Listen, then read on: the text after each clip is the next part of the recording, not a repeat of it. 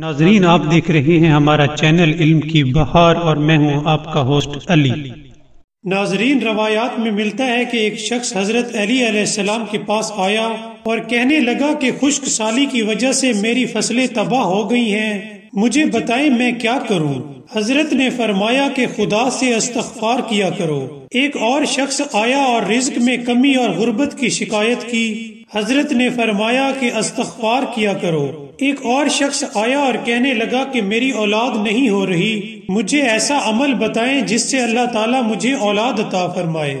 آپ نے جواب دیا کہ خدا سے استغفار کیا کرو۔ ان لوگوں نے کہا کہ استغفار کرنے سے ہماری مشکلات کیسے ختم ہو سکتی ہیں؟ آپ نے فرمایا کہ خدا قرآن میں فرماتا ہے، اپنے پروردگار سے مغفرت کی دعا مانگو، بے شک وہ بڑا بخشنے والا ہے، اور تم پر آسمان سے موسلا دھار پانی برسائے گا اور مال اور اولاد میں ترقی دے گا۔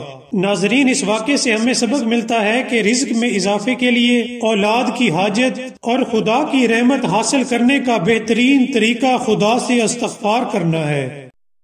ناظرین، اگر آپ کو ہماری ویڈیو پسند آئی ہو تو سبسکرائب کرنا مت بھولیے گا۔ Thank you.